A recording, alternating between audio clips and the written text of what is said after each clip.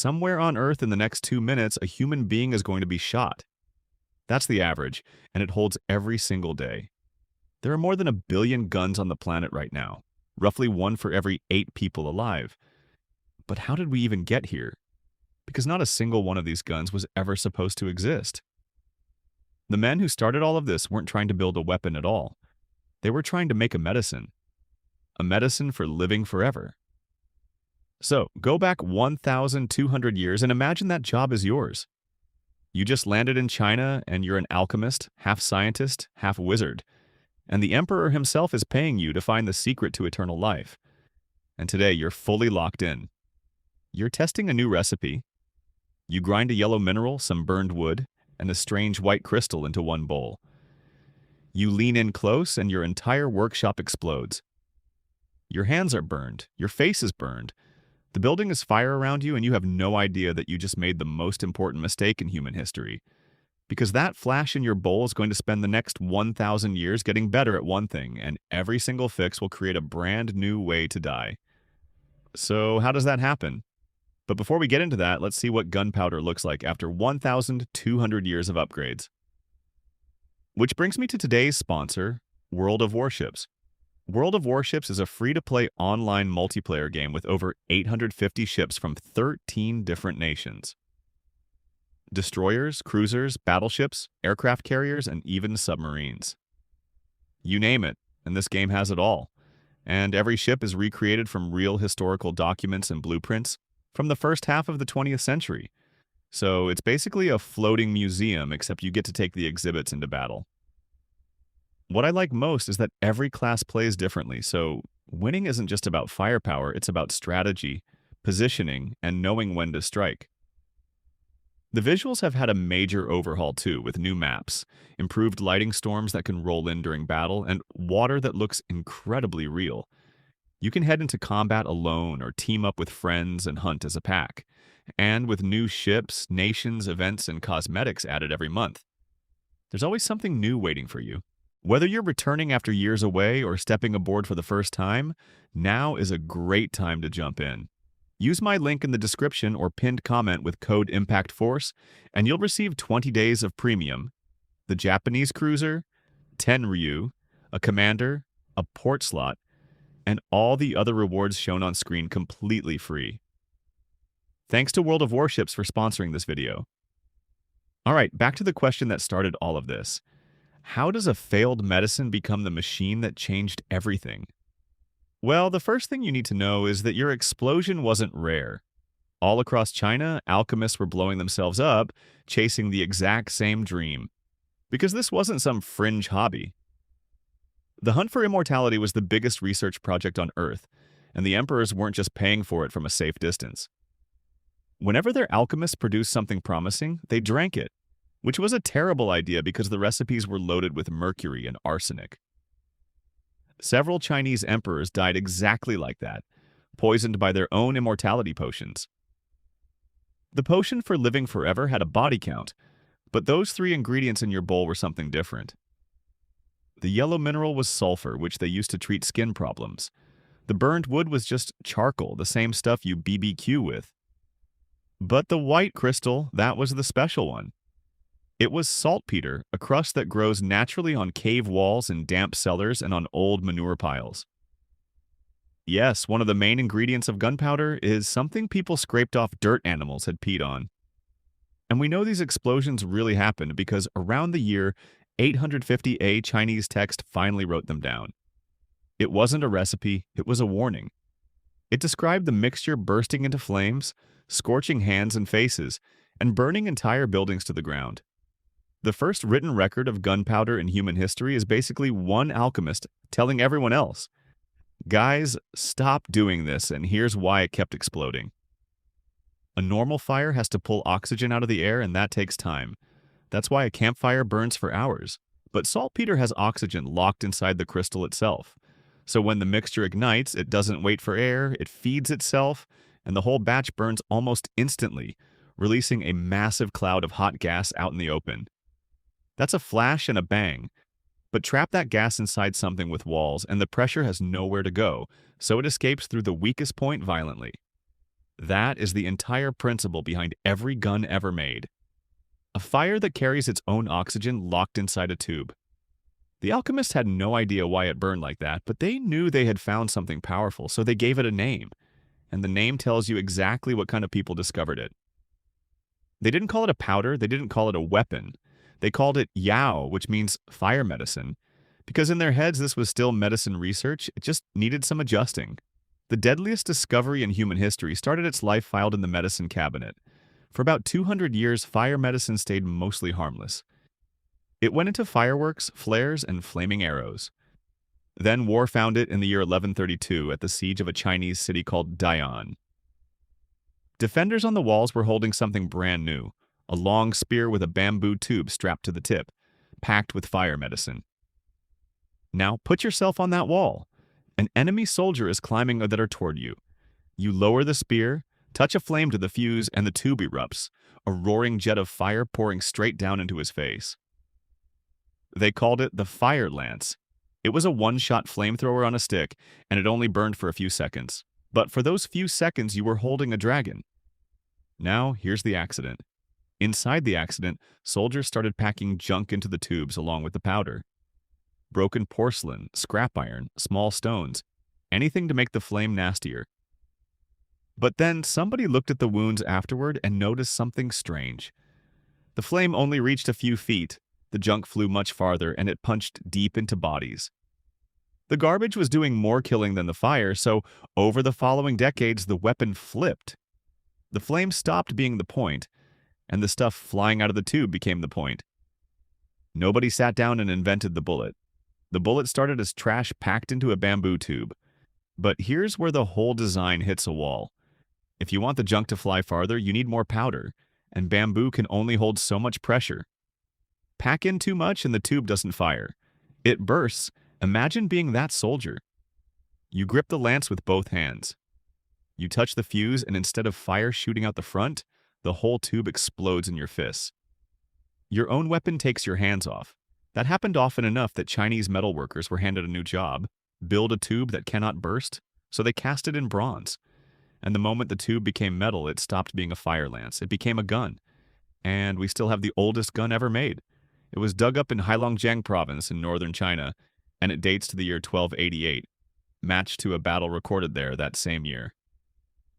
It's a small bronze tube about the length of your forearm, weighing 3 kilograms. No trigger, no handle, no sights. Just a metal pipe with a hole for the fuse. And you don't have to imagine what firing that was like. While researching this video, I found footage of one of these early hand cannons rebuilt and fired.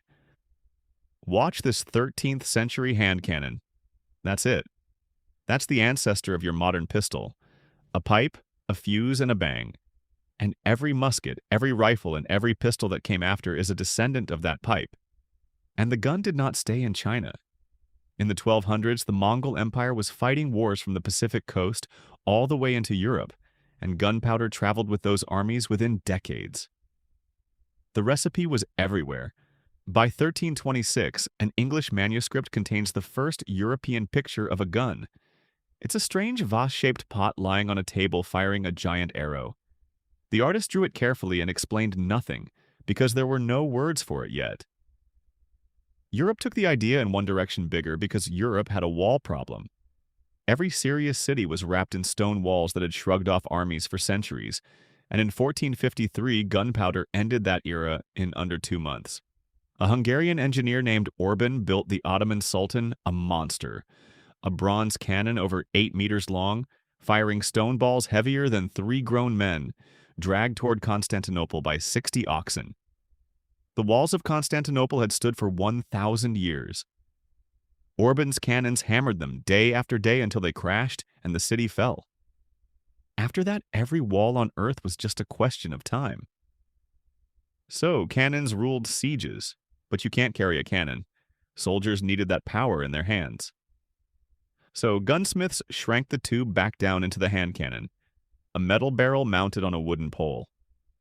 And that created a problem. That sounds ridiculous.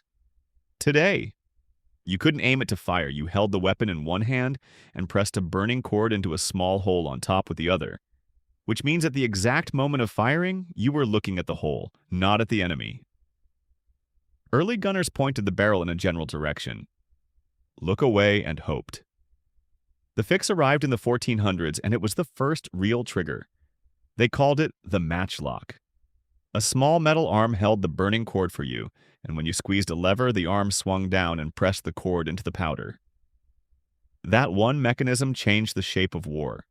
For the first time, both hands held the weapon and both eyes stayed on the target. Guns finally looked like guns, but the matchlock had a fatal flaw, and it was hanging right there on the weapon, the burning cord itself. Rain put it out so armies couldn't fight in bad weather at night. The glowing tip gave away you're in the dark, and every soldier was walking around with an open flame inches from the bag of gunpowder on his belt. The gun worked. The fire was the problem. So around the year 1500, gunsmiths built a gun that made its own fire. It was called the Willock, and it worked exactly like a cigarette lighter. A steel wheel wound up with a key like a clock spun against a chunk of pyrite, that shiny yellow rock people call fool's gold, and sprayed sparks into the powder. No cord, no flame, nothing for the rain to kill. You could carry it loaded, hidden under a coat, and fire it in an instant. There was just one problem. If the clockwork inside was so complex that only master craftsmen could build it at prices only nobles could pay, the Willock was a brilliant answer that no army could afford. The answer armies could afford came around 1610 from a French gunmaker named Marin le Bourgeois working for King Louis XIII. His design was almost embarrassingly simple. Clamp a piece of flint into a spring-loaded arm, pull the trigger, and the flint snaps forward, scrapes down a steel plate, and showers sparks into the powder. That's the flintlock. It was cheap, rugged, and reliable, and it stayed the standard weapon of the entire world for 200 years. Napoleon's armies carried flintlocks. The American Revolution was fought with flintlocks. But here's the part nobody tells you about those 200 years. The gun still had one enormous weakness, and it dictated how every battle looked. Loading. To fire a single shot, a soldier had to stand up, pour powder down the muzzle, ram a lead ball down after it with a rod, prime the pan, and pull back the arm. For a trained soldier under pressure, that took around 20 seconds.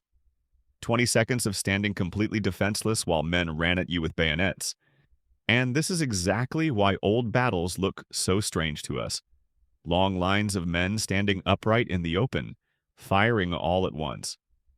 They weren't being stupid, they were surviving. You fired together so that while your row reloaded, the row behind you stood ready. The entire formation was a machine built around one flaw, those 20 seconds. And the man who started fixing that flaw was not a general. He was a Scottish church minister named Alexander Forsyth, and his problem was ducks. Forsyth loved duck hunting, and his flintlock kept betraying him in the marsh. When he pulled the trigger, the powder in the pan flashed first a bright puff of light, and only then, a split second later, did the gun actually fire. The duck saw the flash and dove before the shot arrived. Every single time. So in 1807, this country minister patented a new kind of chemical, one that needed no spark at all. It exploded the instant you struck it. Now ignition was instant sealed and waterproof. No flash, no delay, no wet powder. Rain had been beating guns for 600 years, and it finally lost because the ducks kept dodging a clergyman. From there, the last step was almost obvious. By the 1860s, gunmakers took everything one shot needs, the striking chemical, the powder, and the bullet, and sealed all of it inside one small brass case. The cartridge loading stopped being a 20-second ritual and became a 1-second motion. And once loading was instant, you could stack cartridges in a magazine and fire them one after another. The revolver, the repeating rifle, the modern pistol. Every firearm built since then is just a faster way of feeding that same brass case into that same metal tube. So here's the full picture. Searching for eternal life. Accidentally created a fire that carries its own oxygen, and they named it medicine. Soldiers strapped it to spears and made flamethrowers. The garbage packed into those tubes turned out to be deadlier than the flame, so the projectile took over. Bamboo burst, so the tube became bronze. The tube grew into cannons and brought down 1,000-year-old walls, then shrank back into human hands where every version of it carried a flaw. You couldn't aim it, so the matchlock. Rain killed the cord, so the wellick. Nobody could afford it, so the flintlock. 20 helpless seconds. So a duck hunting minister invented instant ignition, and a small brass case finished the job. Nobody planned any of this. It took 1,000 years, an exploding workshop, burst bamboo, falling walls, wet cords, and one very frustrated duck hunter. And now look at you. You'll hear that sound again tonight in a movie, a show, a game, and it will cost you nothing, not even a flinch. But every gunshot you have ever heard, real or on a screen, is the same chemical event that exploded in that alchemist bowl 1,200 years ago. Fire medicine going off inside a metal tube. The men who discovered it were trying to defeat death itself. Instead, they handed death its favorite tool, and somewhere on Earth in the next 2 minutes, another one is going to go off. They were searching for eternal life. Think about that the next time you hear one.